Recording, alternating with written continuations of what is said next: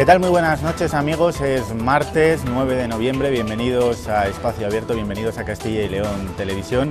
Esta noche, en este formato de tertulia, debate, coloquio, vamos a intentar ahondar en uno de los debates, no solamente en nuestra comunidad, aunque también, sino en toda España, en torno a si es sostenible o no el modelo de la autonomía, el modelo autonómico, el modelo que España se dio hace ya más de 30 años. Vamos a hablar de cuestiones muy cotidianas que están presentes en el día a día, acerca de los costes que, por ejemplo, supone la sanidad o la educación, por cierto, en un tiempo de presupuestos, porque hoy en las Cortes de Castilla y León precisamente se han debatido las enmiendas a los presupuestos de Castilla y León para el próximo ejercicio de 2011. Y esta noche nos acompañan 4 personas que nosotros entendemos que representan testimonios autorizados, algunos habituales de este espacio, como Ignacio Fernández, que es el director de Onda Cero y de Antena 3 en Castilla y León. Ignacio, ¿qué tal? Buenas noches. ¿Qué tal? Buenas noches, Eduardo. Bienvenido y gracias por estar con nosotros. Muchas gracias.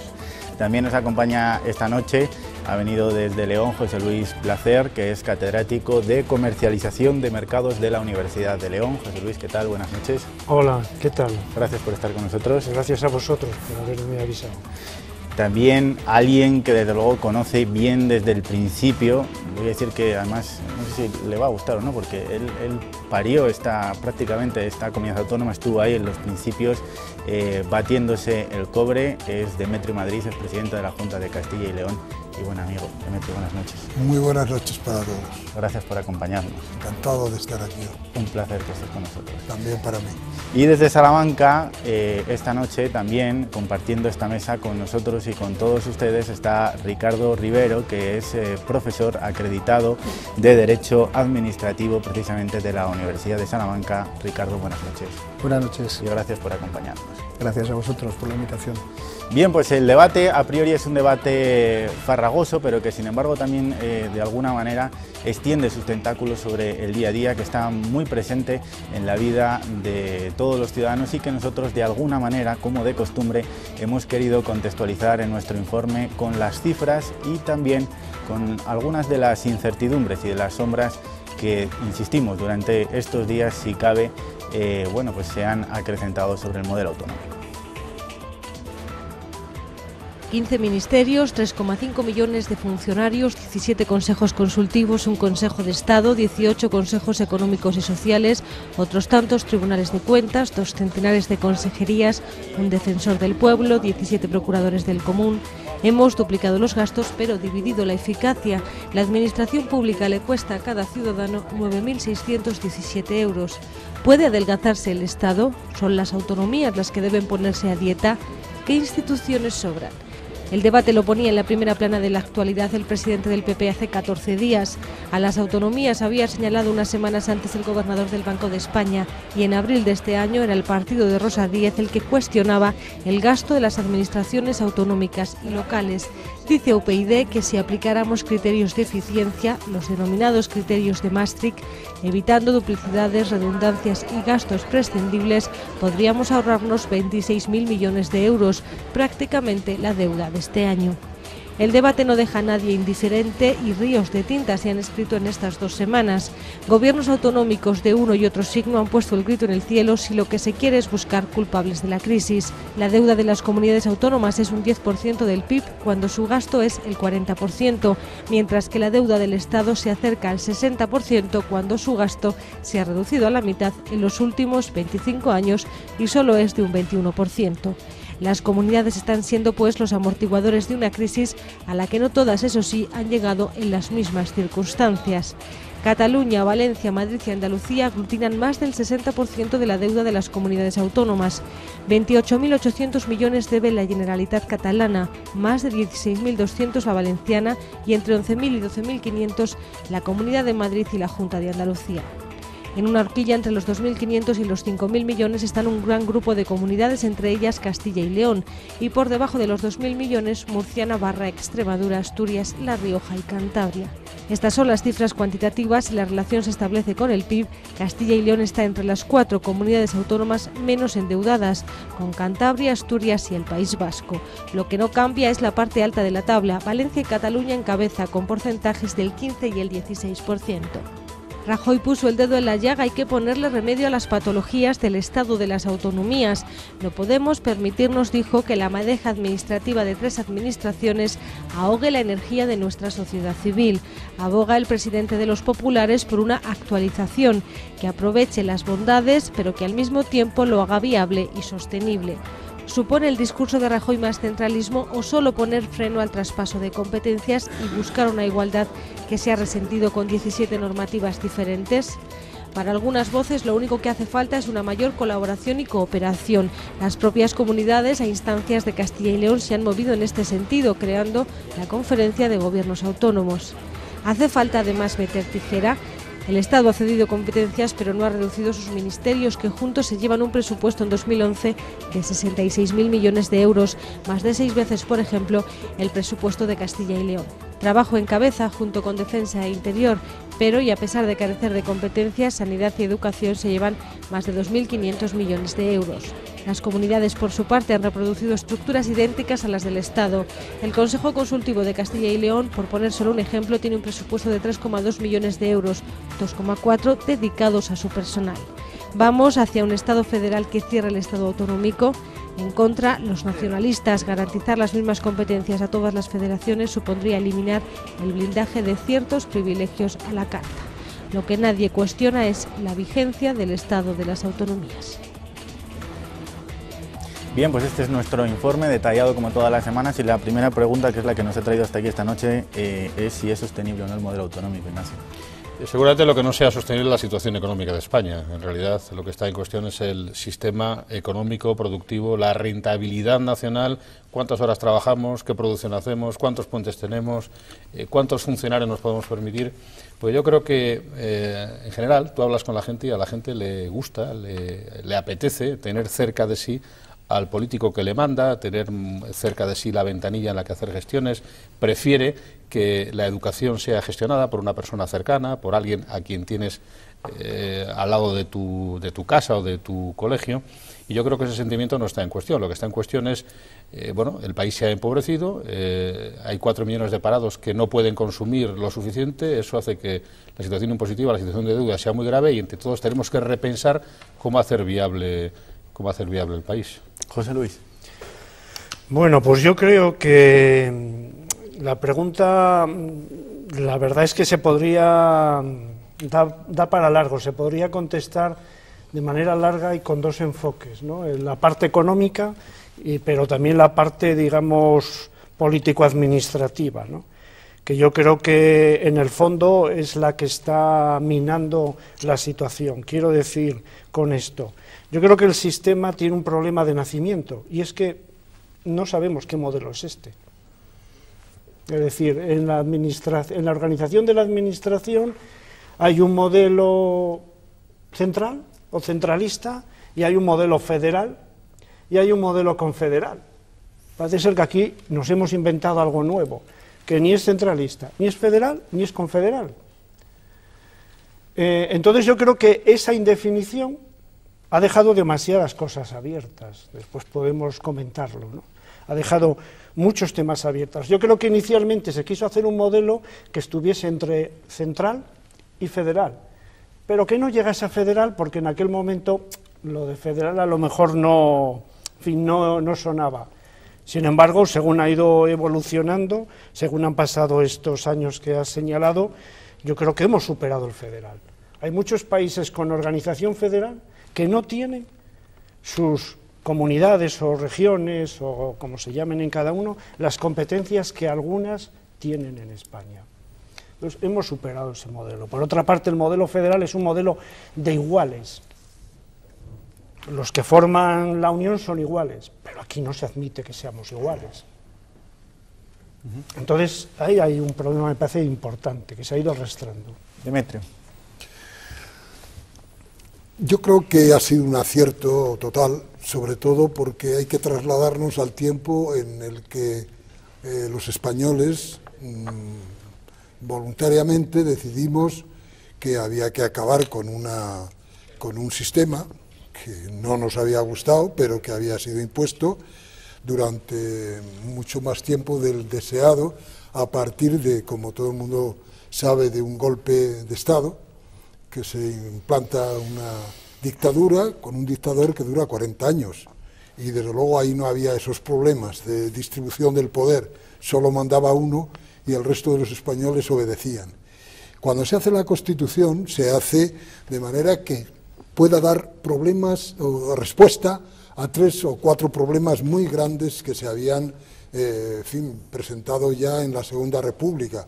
Uno de ellos era lo que llamaban los mayores, sin entrar en los demás, que sería otro debate, el problema territorial, el problema de las regiones, se decía en algunos sitios. Como también se conoce, hubo 3 intentos, algunos con estatuto, Cataluña, el País Vasco y también Galicia, y algún borrador también en Castilla y León para la constitución de regiones con comunidad y por lo tanto con cierta capacidad de autogobierno, no solamente administrativamente, sino políticamente y desde luego económicamente. La distancia y la diferencia que hay, por ejemplo, de un Estado federal en su propia Constitución es que son Estados independientes que deciden unirse. En España es un país muy unitario que decide organizarse a través de comunidades autónomas, por lo tanto no es un Estado federal, ni es un Estado como en Italia regional, sino es el Estado de las autonomías, que tiene unas características propias. Es decir, no solamente se decide los ciudadanos a través de sus representantes en la parte de la preautonomía, una vez establecida la Constitución, deciden crear sus propios territorios y con las consecuencias correspondientes en el sentido de dotar a esos territorios de un autogobierno y la capacidad, y ahí es la diferencia de otros modelos distintos, de crear también y establecer sus propias reglas del juego, como decía Ignacio, más allá de lo que es la acción puramente administrativa. Yo creo que eso es un logro que nadie lo discute. Me da la impresión de que está verdaderamente asumido. Eso no quiere decir que sea perfecto, ni muchísimo menos. Y desde luego que tampoco está cerrado, ni muchísimo menos. Pero claro, el concepto que va entrando, que no son de situaciones ocasionales, sino de fondo, de contenido, de que las comunidades autónomas son el Estado, son una parte fundamental del Estado, lo mismo que pueden ser los ayuntamientos y lo mismo que es el gobierno central. Porque claro, si empezamos a hacer la división administrativa y más allá de lo que puede ser la voluntad de los ciudadanos cuando han votado todo lo que han votado y que siguen votando cada 4 años el Parlamento de las comunidades autónomas, el Parlamento de Castilla y León, y están votando en relación con lo que es también la Constitución. Y que esté abierto o cerrado, pues es que por naturaleza tiene que estar abierto. El propio Estatuto de la Autonomía, el artículo 47, renovado ya 4 veces o modificado, establece un título específicamente para la posible reforma, y eso que lo acabamos de reformar. Y eso le pasa también a la Constitución. Es decir, ¿se puede cerrar? No, se puede mejorar. Yo en este territorio, digamos en este espacio, estoy dispuesto a discutir todo lo que haya que discutir, pero desde luego desde el punto de vista reformista en el mejor sentido y progresista, ¿no? Ricardo, asiente además. Bien, yo coincido en parte con Demetrio en el punto de que se puede mejorar el estado de las autonomías, necesitamos mejorarlo, y con Ignacio en la observación de que el problema es la crisis, esta crisis que tantas calamidades nos ha traído y que debería habernos sumido quizás en una reflexión más profunda para, en fin, pensar cómo hacer mejor las cosas, también el rendimiento de las instituciones. Hasta ahora el rendimiento del Estado autonómico ha sido óptimo, en un periodo de crecimiento económico de nuestro país. Cuando la crisis nos ha mostrado que, bueno, pues eso no dura toda la vida, el crecimiento económico, nos vemos obligados a pensar cómo responder a esta situación, haciendo las correcciones que sean necesarias para que, bueno, pues la sostenibilidad de los servicios públicos sea garantizada, ¿no? Pero debemos intentar no poner las cosas peor, en mi opinión, porque hay propuestas de reformas que quizás, lejos de mejorar el rendimiento del Estado autonómico, puedan entorpecer la prestación de servicios básicos como la sanidad o la educación, y eso debe ser, en mi opinión, protegido. Lo que no quiere decir que no haya medidas concretas en el ámbito de la organización, porque En España se han superpuesto niveles administrativos que se solapan en ocasiones en el ejercicio de las competencias sin suprimir ninguno. Es decir, hay un proceso de sedimentación de las administraciones públicas y también en el plano procedimental, porque bueno, esto es algo en fin, asumido por las administraciones de nuestro país, es un compromiso contraído con la OCDE. Hay que reducir un 30% las cargas burocráticas, ¿no? Si el Gobierno de España y todos los gobiernos autonómicos y locales asumen que hay que reducir en un 30%, un 5% más que la media de los Estados miembros de la OCDE, las cargas burocráticas, es que tenemos mucho trabajo por hacer para mejorar el rendimiento de este Estado de las autonomías, el que estoy de acuerdo que fue en su momento un acierto político y que además está en la línea de lo que las instituciones internacionales recomiendan, la descentralización, la proximidad, son factores de democracia, y dar marcha atrás en este proceso, en fin, con la excusa de la contracción económica, pues supondría, en mi opinión, una pérdida considerable. ¿Y cuáles son, creéis y planteáis las correcciones que hay que abordar en el corto plazo? Pues yo las citaría varias. Por ejemplo, las competencias tienen que ganar tamaño. No pueden seguir existiendo microcompetencias. Un caso que me parece característico es, y en buena medida esto que voy a mencionar es responsable de la crisis inmobiliaria en la que estamos, las competencias urbanísticas en materia de suelo. Hay ayuntamientos muy pequeños que tienen la totalidad de las competencias en esta materia, mecanismo que se ha demostrado ineficaz, porque finalmente lo único que ha creado ha sido grandes guetos de riqueza en entornos que en realidad no tenían ninguna productividad.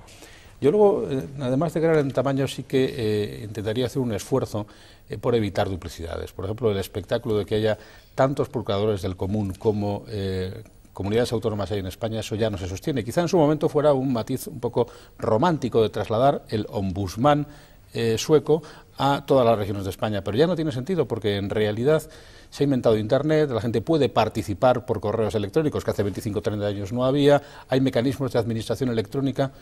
Esto está llamado a desaparecer y tiene un coste. Es verdad que el coste es residual en términos agregados, pero en realidad al ciudadano lo que le llega es una impresión a veces negativa de exceso de organismos.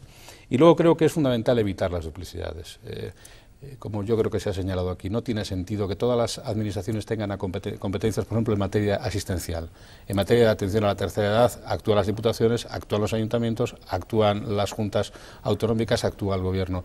Hay que intentar sincretizar competencias de tal manera que haya administraciones que hagan eso muy bien y que otras administraciones que son más de proximidad sean capaces de hacer otras cosas muy bien. Por esas duplicidades llegan a que, por ejemplo, hayamos tenido el espectáculo tan kafkiano de que una gripe que finalmente acabó no existiendo tenía 17 carteles distintos, la famosa gripe del año pasado, en donde cada comunidad autónoma anunciaba su gripe como si fuera diferente. O tenemos 17 campañas de violencia de género distintas, como si dar una bofetada a una señora fuera distinto hacerlo en Gerona que en Huelva.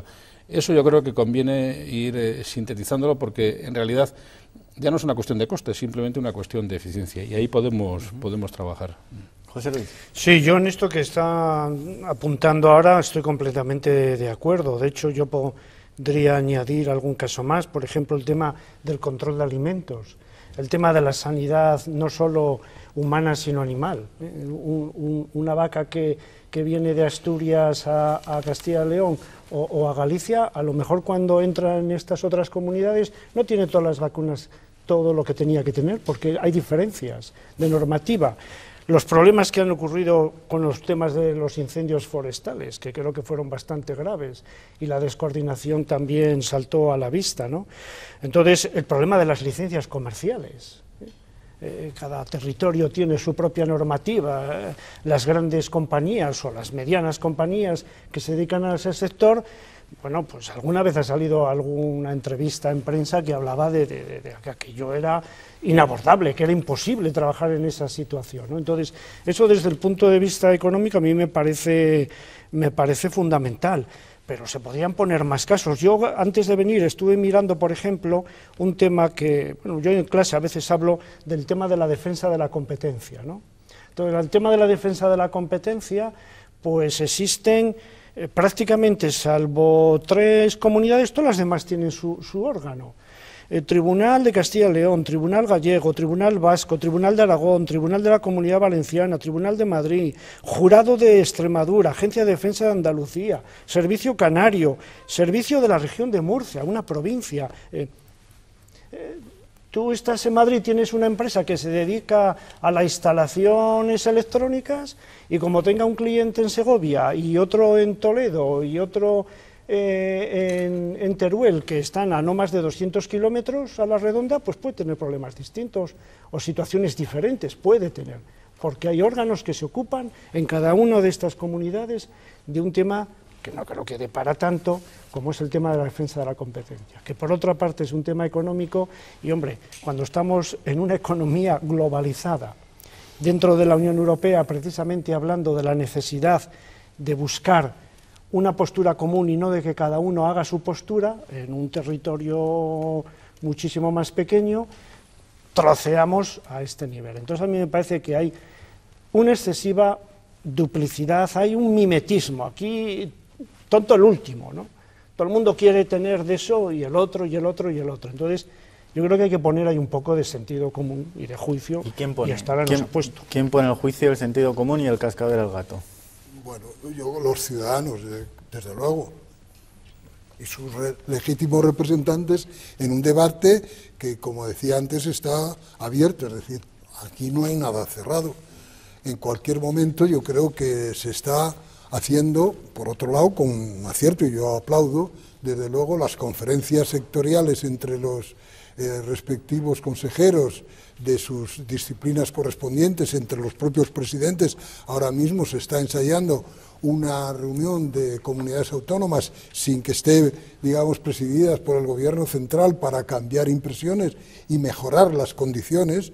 Es decir, a mí me parece que ha sido un prodigio. El desarrollo de las comunidades autónomas es, desde el punto de vista histórico, en fin, es una opinión personal, naturalmente, es uno de los aciertos mayores que hemos tenido. Se puede decir, primero, que España no se ha roto. No solamente no se ha roto, sino que cada vez es más solidario en términos generales. No digo que no haya personas y grupos políticos o lo que sea, o incluso comunidades que traten de sacar el máximo posible, pero yo creo que ha creado una situación formidable y que desde luego no, comparado con otras, que es lo que hay que hacer de vez en cuando, con otros estados, con otros gobiernos, con otras administraciones dentro de nuestro entorno. Por ejemplo, me parece que en estos momentos España tiene un déficit del 50%, pero Francia, que es muy centralista, tiene el 70%, y Italia tiene el 120%. Es decir, estamos exagerando la nota de que las comunidades autónomas están creando situaciones que hagan insostenible el sistema, que es el título de esta película a la que nos has convocado. Pues bien, no es verdad, desde mi punto de vista, que sea insostenible desde... Ahora bien, lo mismo que digo eso, se puede mejorar las condiciones, evitar las duplicidades, conseguir que el resto de las instituciones de nuestras comunidades, llámense ayuntamientos, como tú bien antes decías, aquel servicio que esté más cerca del ciudadano y que mejor lo pueda dar y que no se duplique en otras instituciones dentro de la propia comunidad. Eso parece que es necesario, pero ya estamos hablando de otra cosa. Estamos hablando de mejorar, de perfeccionar el propio sistema, de ir quitando y evitando administraciones que se están demostrando que no tienen una gran importancia, que no inciden en las condiciones de mejorar la vida de los ciudadanos, porque el objetivo es, si no nos volvemos locos, si el objetivo de la acción del gobierno, de la administración, en el campo que sea, desde Naciones Unidas hasta la Unión Europea, pasando por los ayuntamientos y los Estados miembros, no están para que la gente viva mejor cada día y que esté más cerca y participe más en la acción política para que los ciudadanos tengan a sus gobernantes muy cerca, como se decía antes, y a su vez esos gobernantes o esos representantes tengan muy cerca cuáles son sus problemas. Yo creo que esta es la línea que objetiviza políticamente, filosóficamente e históricamente la necesidad de un Estado descentralizado, no solamente administrativamente, sino también políticamente. Bien, yo creo que Eduardo ha formulado una pregunta muy útil. ¿Quién pone un poco de sentido común en el sistema? Yo voy a intentar hacer dos aportaciones en este sentido. Por un lado, la Unión Europea nos está resolviendo algunos de los problemas que se han puesto sobre la mesa y que existían. Es verdad que el rendimiento del Estado autonómico ha sido hasta ahora correcto, pero también presentaba serias deficiencias. Esto de que hubiera que obtener una licencia para realizar la misma actividad en 17 lugares distintos y ante 17 administraciones diferenciadas, pues era un disparate. Y ha sido el derecho europeo el que ha resuelto ya el problema, porque ese problema está resuelto gracias a las normas de la Unión Europea. Algunos de los problemas de nuestro Estado autonómico, como los impactos negativos sobre la unidad de mercado, tantas veces denunciados por los empresarios de este país, no han sido resueltos por iniciativas de los gobiernos de los distintos niveles, sino por la Unión Europea. Menos mal que además de haberse realizado ese proceso de construcción del Estado autonómico, también decidimos en su día participar del proceso de integración supranacional, que es tan beneficioso, más beneficioso que la construcción del Estado de las autonomías. Por supuesto, los ciudadanos en un Estado democrático tienen que exigirles a sus representantes que pongan soluciones, ¿no? También me parece importante apuntar hacia la realidad. La realidad tiene que poner sentido común. Es decir, la realidad exige, en un momento en el que los recursos son limitados, que las competencias estén bien definidas. Es decir, si la competencia en materia de vivienda, de acuerdo con lo que establece la Constitución, corresponde en términos normativos a las comunidades autónomas y en su ejecución a los municipios, pues no tiene mucho sentido que haya, en mi opinión, muy discutible y muy objetable, pues un ministerio en el nivel del Estado con esa competencia, vivienda. Me parece que la realidad ha llevado a una decisión organizativa sensata, como es esta de la restricción del número de ministerios y dejar a las comunidades autónomas y a los municipios una competencia que es suya. Y la realidad también nos obligaría, para poner un poco de sentido común en el sistema, a ver si el reparto de competencias funciona en la práctica o no. Se ha funcionado siempre con el principio de subsidiariedad, aproximar las competencias a los ciudadanos, pero hay competencias que al aproximarlas pues dan unos resultados nefastos, así la gestión del urbanismo en algunos municipios, cuando en otros estados descentralizados la concesión de las licencias no es competencia municipal, pero aquí parece que todo lo que sea acercar y, en fin, ceder competencias al nivel más próximo... Siempre que lo hagan mejor. Claro, si lo hacen mejor, pues es estupendo, pero si, en fin, la realidad nos demuestra que los resultados son muy negativos, tenemos que corregir eso. Es decir, yo creo que el sentido común viene por el reconocimiento de la realidad y los resultados del ejercicio de las competencias y, pues si nosotros los españoles no somos lo suficientemente realistas, pues habrá quien nos diga lo que tenemos que hacer. En el caso de la unidad de mercado, problema apuntado por José Luis, ha sido la Unión Europea la que nos ha dado las soluciones. Yo quería antes, si me permite... Y algo también sobre el cascabel del gato. No, sí. Aparte de eso, por establecer unas bases de las cuales partimos, es decir, estamos viendo los 30 o 30 y pocos años más intensos de toda la historia de España. Yo creo que en eso nos estamos poniendo poco a poco todo el mundo, independientemente de la trinca política y partidaria, yo creo que eso nadie o casi nadie lo discute. En acontecimientos tan importantes que a mí me parece, por resumirlo, tres. Uno, que es la venida de la democracia y que estamos aprendiendo a vivir en democracia, en libertad y respetándonos, a tener un sentido de Estado independientemente de donde vivamos. La segunda cuestión es que hemos hecho un Estado complejo, yo eso lo reconozco, como persona que además ha estado en todo el proceso desde el origen. Y al mismo tiempo, como tú muy bien decías, por fin nos hemos integrado en un proceso que estábamos muy lejos y muy separados, que era la Unión Europea. ¿Qué es lo que ha ocurrido, por lo tanto, a ese ente que lo podía todo? Que desde cualquier sitio, desde el Pardo, por ejemplo, lo podía con una decisión todo. Bueno, pues que una parte importante de sus capacidades han tenido que ser transferidas a la Unión Europea. Y por debajo, otra parte muy importante ha sido transferidas a las comunidades autónomas, y no digamos ayuntamientos, etcétera, o diputaciones. Claro, esa adecuación significa un entrenamiento y un acercamiento que, si seguimos por el buen camino en el que estamos, llegaremos a mejorar mucho. Y desde luego participo de todas las cuestiones que habéis dicho en relación a que no se pueden duplicar actividades, no se puede marear, no se puede tener 7 ventanillas para que un ciudadano, por ejemplo, voy a hablar de Cataluña para estar alejado. No, lo que tenemos que estar es cerca, ¿no? Sí, pero que cada uno se aplique el cuento.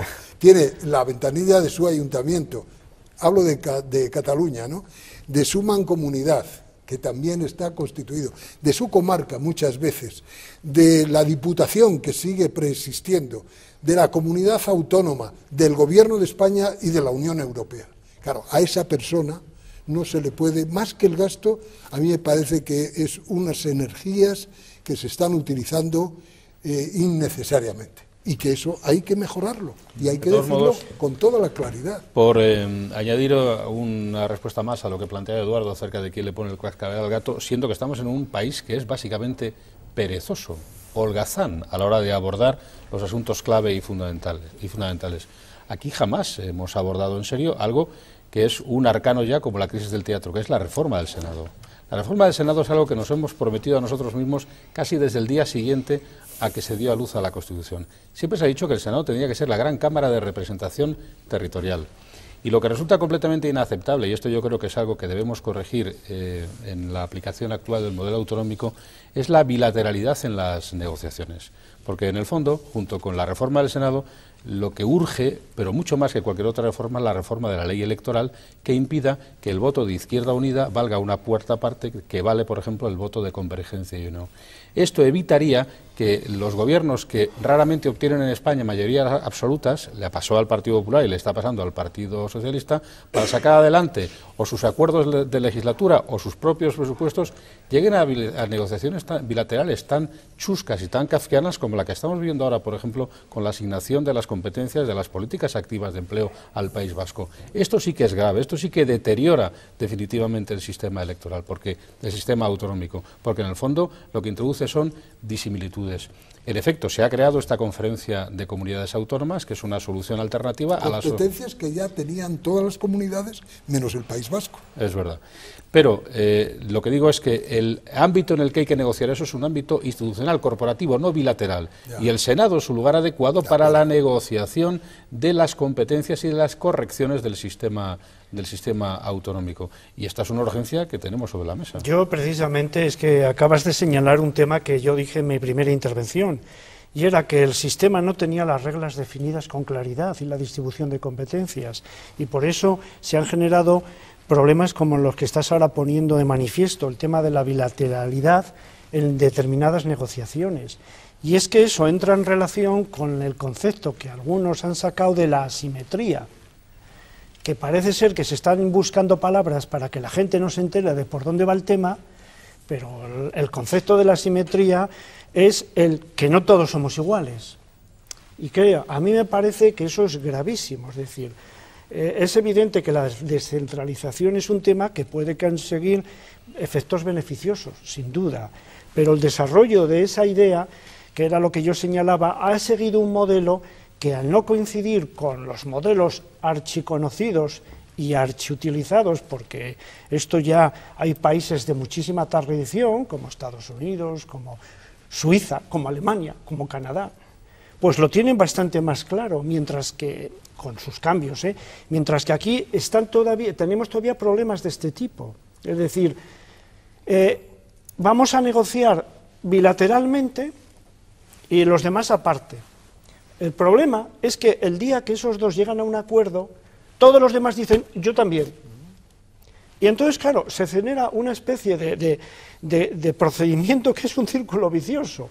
Negocia uno, consigue algo y a continuación todos los demás lo piden. Y volvemos a empezar. Y volvemos a empezar porque algunos no quieren ser iguales, quieren ser diferentes. Y diferente significa tener más que los demás. Y ese es el problema, por eso es tan importante que, como pasa en un Estado federal, que era lo que yo decía al principio, en un Estado federal, todos, haya surgido como haya surgido, todos los miembros tienen los mismos derechos. Y eso No se discute, después se ajustarán unas medidas, otras, pero no se discute.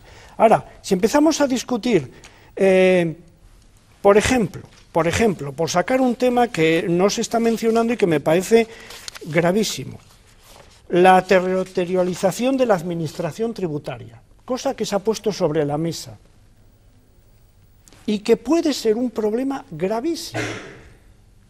La territorialización, de la administración tributaria. El sistema del cupo. Ahora algunos sectores en Cataluña quieren el sistema del cupo. El sistema del cupo, hombre, ya sabemos lo que significa. En Castilla y León bien, lo sabemos. El sistema del cupo, como digo yo, es como lo que decía la folclórica. Lo de mi marido, la mitad es mío y lo mío es todo mío. Sí, porque el cupo neto no ponen nada. Neto no ponen nada. O sea que hay que abordar los temas como son. Ya sé que en su momento fue complicado, pero el cupo es así. No, según no quiera ver, no, Demetrio. Mira, perdóname. Económicamente, el cupo... En los Estados Unidos, que nos el lleva neto no se pone 200 nada. y pico años, no todos los estados tienen las mismas capacidades y competencias. Entre otras cosas, la pena de muerte no se establece en todos. Eso no es una competencia de lo que estamos hablando. Aquí nos vamos a plantear esos temas. No, pero estamos hablando de competencias por llamativo, económicas, pero ni siquiera en Alemania. Es decir, eso, bueno, sí, la idea del café para todos y todos aquellos asuntos, la idea eso está superado. ¿Superado? Está totalmente el café superado. para todos. Bueno, hay muchos modelos federales, en realidad. Claro, el panorama entonces, comparado presenta modelos para todos los gustos, pero en todo caso yo creo que si realmente queremos plantearnos la mejora del Estado autonómico, eso tendrán que hacerlo todos los grupos políticos, y cada vez que se han corregido los excesos de asimetría ha sido gracias a acuerdos, los pactos autonómicos, sí, señor, que han incorporado al menos a los dos grandes partidos nacionales. La división, no solo entre los dos grandes partidos nacionales, sino también la confrontación con las comunidades autónomas que desde el principio tuvieron más competencias, porque la asimetría está en el origen y se ha ido corrigiendo con el paso del tiempo, pues no ayuda ni a resolver el problema que está ahí aún pendiente, efectivamente, el Senado, ni ningún otro. Es decir, yo creo que hay que buscar lugares comunes, espacios aceptados y medidas aceptadas por todos, entre ellas, desde luego, la reforma del Senado, y los enfrentamientos entre territorios en un momento como este difícil, en mi opinión, son el peor camino para conseguir el mantenimiento del Estado autonómico. Y los enfrentamientos entre los dos grandes partidos nacionales son la condición segura de que nunca vamos a hacer las reformas como deberían hacerse, ¿no? De todas formas, os escucho muy prudentes, me parecía muy interesante algo que en lo que coincidían Demetrio y Ricardo, y era, de alguna manera, en arrogar la responsabilidad, vamos a decir, de dónde hay que meter tijera, en parte a los ciudadanos. Pero, por bajar un escalón, ¿vosotros creéis que los ciudadanos sabemos lo que de verdad cuestan los servicios que ofrece el Estado a las autonomías? Por ejemplo, aquí tenemos 4 aeropuertos, todos queremos un hospital a la puerta de casa, y queremos una universidad también a la puerta de casa, y queremos un centro cultural de primer orden a la puerta de casa. Es decir, ¿hasta qué punto esto es posible o no es posible? Porque igual estamos arrogando algo a los ciudadanos de lo que no es consciente. Una competencia clara, la de los aeropuertos, que habría que revisar inmediatamente, porque España, no solamente Castilla y León, se ha poblado de aeropuertos singularmente ineficientes. Estamos viendo la crisis del aeropuerto manchego, pero están en crisis aeropuertos en Cataluña también. Quiero decir que ahí tenemos un ejemplo claro de hasta qué punto sería bueno que se quedara el sistema nacional de aeropuertos con una competencia nacional, y sobre todo que se privatice de una vez por todas, para evitar los costos extraordinarios que tiene para el sistema. Pero incluso dices un poco más, la sanidad está en revisión, que en este momento, que la medida que tomaron los gobiernos de Aznar de generalizar la extensión de las descentralizaciones de las competencias sanitarias fuera un acierto completo, porque es obvio que el sistema ha quebrado. Herrera viene denunciando en Castilla y León desde hace mucho tiempo que ya el dinero que transfiere el Estado no da ni para pagar la sanidad y la educación. Entonces, esto obviamente hay que revisarlo, porque un Estado jacobino parece que garantizaría mejor el funcionamiento de ciertos servicios públicos como la sanidad que un Estado totalmente descentralizado, y hay quien está abocando, en términos teóricos digo, está abogando ya por la devolución de algunas competencias en materia sanitaria, porque en un escenario teórico y con proyecciones nos plantaremos en años de 2015 y 2016 donde algunas comunidades no van a poder pagar la farmacia, y eso lo pagaremos incluso aquellas comunidades como Castilla y León, que estamos siendo más eficientes en el manejo de esos costes. Por lo tanto, yo creo que el ciudadano sí se da cuenta. Ha habido unos años en los que, en general, ¿no?, por una serie de situaciones, en fin, que al final se han demostrado que era un claro error en lo que se basaba la economía de nuestro país y también de los territorios y también de la financiación de ayuntamientos, comunidades autónomas, y después de ahí hemos conocido que, en fin, que se estaba utilizando para otras cuestiones no tan nobles como era la propia financiación de las actividades de la comunidad. Hemos estado viviendo unos años como nuevos ricos, esto es la verdad, ¿no? Y una situación de esta naturaleza que todavía está muy oscuro sus orígenes y la causa de la crisis actual, que no es española, por supuesto, nos está poniendo a todos en nuestro sitio. Es decir, que hay que aquilatar mucho más, y esto está ocurriendo en las familias. La situación más trágica de todo eso es el parado.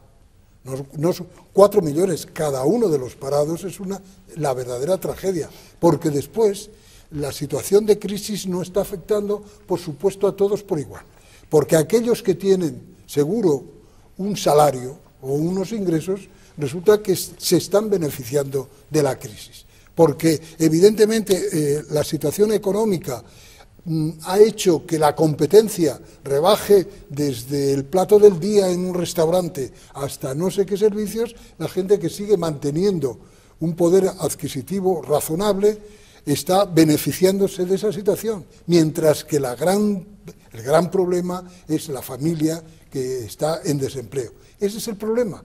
Pero eso trasladado a las instituciones y a las comunidades autónomas, está viendo cómo que la posibilidad de endeudarse ya no es tan fácil, la posibilidad de trasladar al futuro la deuda que estamos adquiriendo ahora empieza a ser ya peligrosa, porque claro, hay unas teorías, y los economistas esto lo saben muy bien, que es decir, oiga, mire usted, con el dinero que tenemos ahora, que es lo que hacen en algunas familias, no podríamos comprarnos un piso, pero si trasladamos a futuro parte del esfuerzo financiero que estamos haciendo ahora, mientras tanto vamos a disfrutar de ese bien.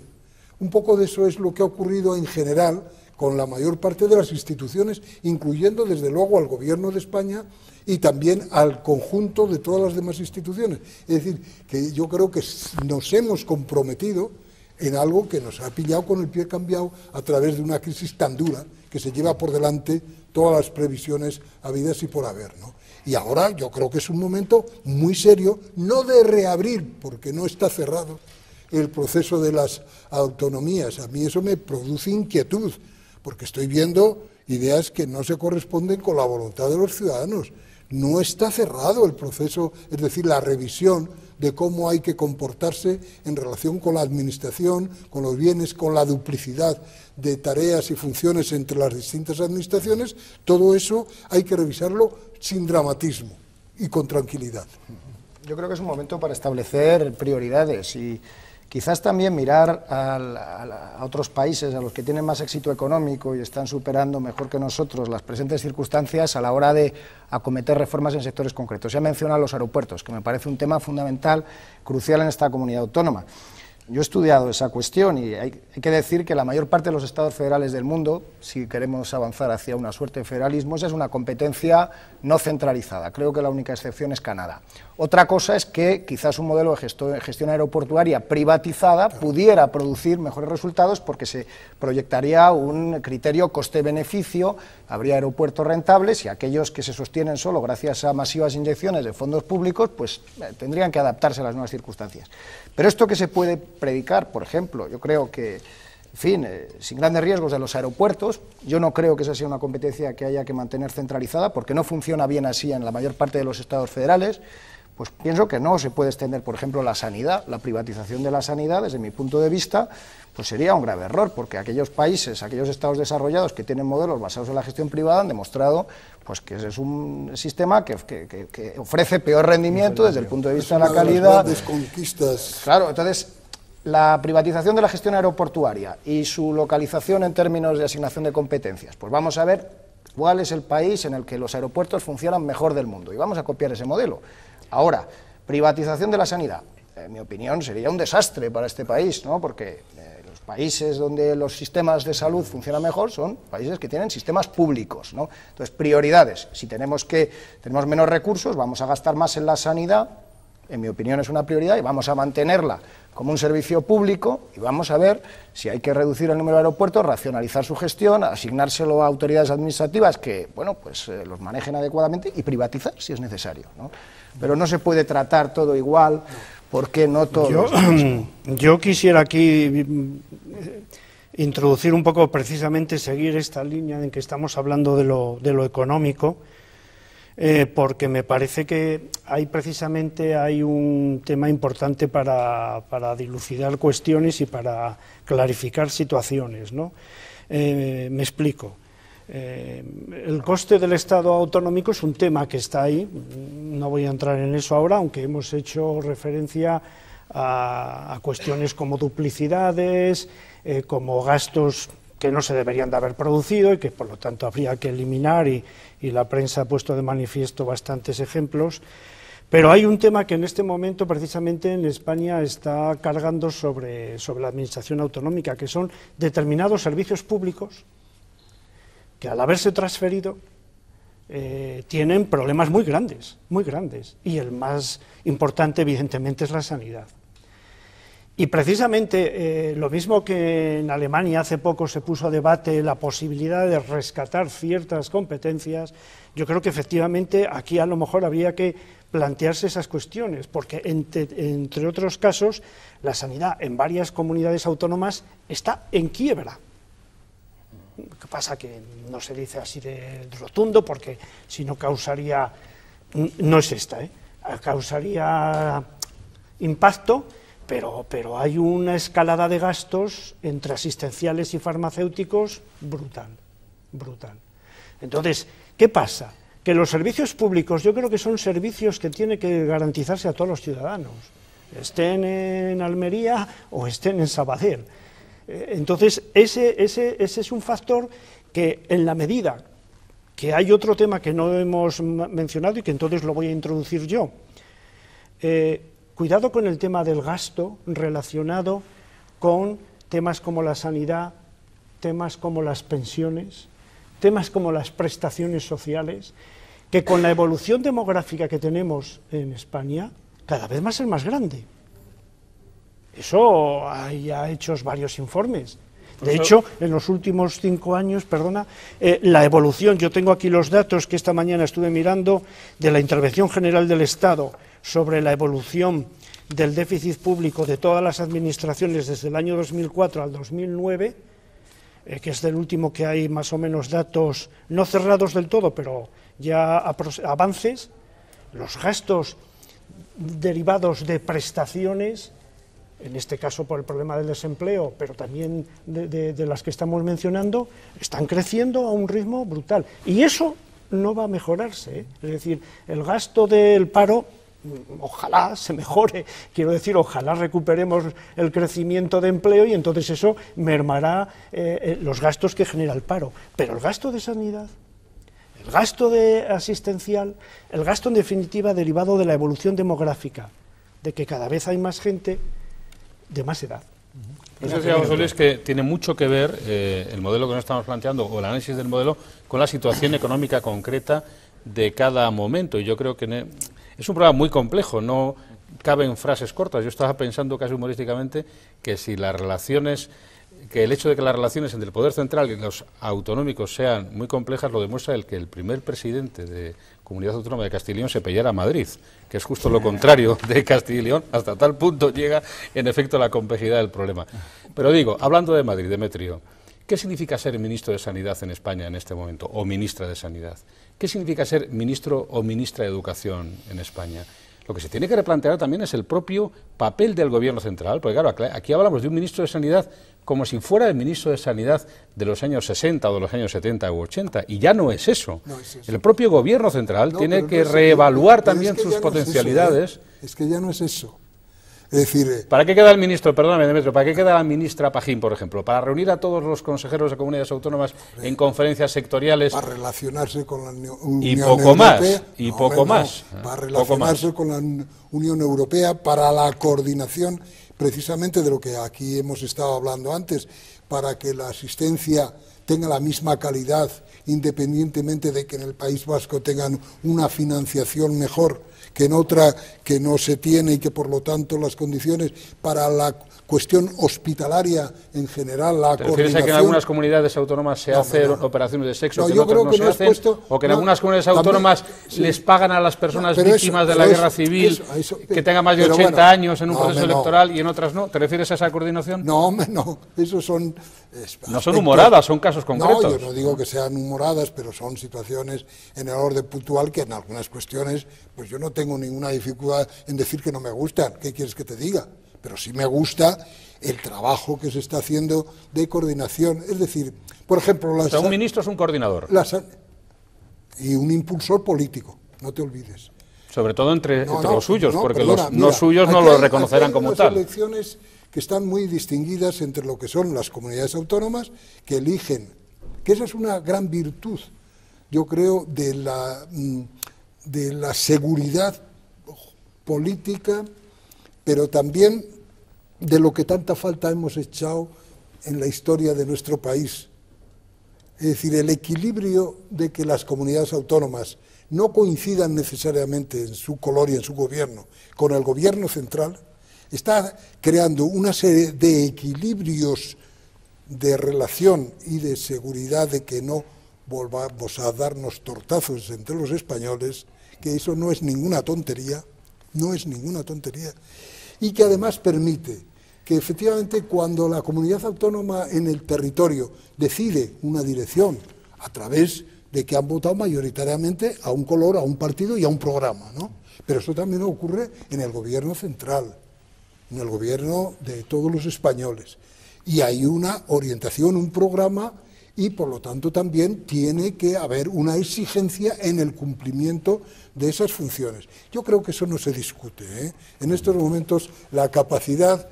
Otra cosa es si conviene que haya o no pues una administración central a través de un ministerio de la vivienda.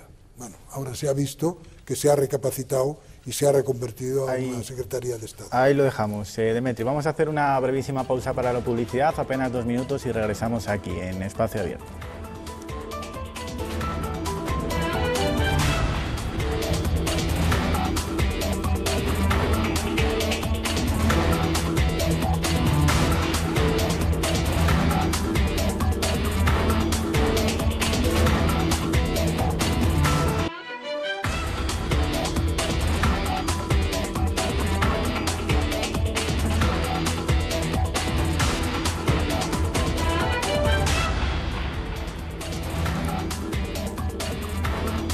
Continuamos aquí en Espacio Abierto en Castilla y León Televisión. Vamos ya con la recopilación de los titulares a este programa sobre si es sostenible o no el modelo autonómico. Ricardo.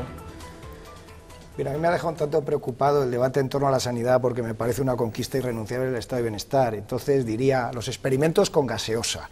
Es decir, una retracción de la competencia sanitaria al Estado, teniendo en cuenta que el sistema público de salud español es un modelo en todo el mundo y que además arroja buenos resultados en cuestiones como la Organización Nacional de Trasplantes, pues podría ponerlo peor. Es verdad que hay un problema de financiación, hay que resolver el problema de financiación. Muy bien, muchas gracias, Demetrio.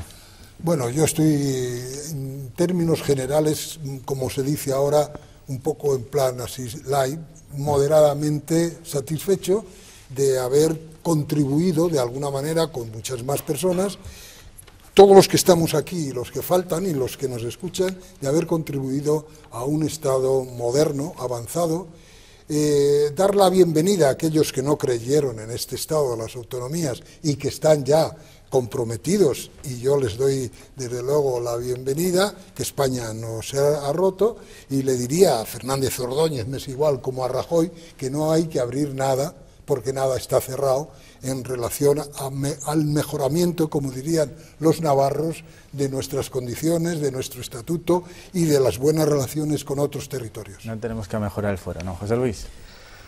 Bueno, pues es complicado hacer un resumen de esto. En un titular. Pero yo diría que de cara al futuro habría que... El Estado debería de garantizar a todos los ciudadanos la prestación de servicios públicos básicos en igualdad de condiciones. Y en segundo lugar, que también cada día es más necesario que el Estado tenga capacidad macroeconómica. Y eso en este momento se está echando en falta. Ignacio. Pues daría muy rápidamente dos noticias, una buena y una mala. La buena es que tenemos una crisis económica tan de caballo y tan importante que nos puede permitir corregir lo que es sin duda ninguna un sistema ilusionante pero a veces ineficiente. Y la mala es que los españoles solemos desaprovechar estas oportunidades tan buenas. Muy bien, pues muchísimas gracias a los cuatro por habernos acompañado esta noche y hasta otra ocasión. Señores, nosotros nos vamos hasta aquí, este espacio abierto. Ya saben que la información continúa aquí en Castilla y León Televisión a partir de esta medianoche con nuestro compañero Juan Manuel Pérez. Hasta entonces, que pasen buena noche.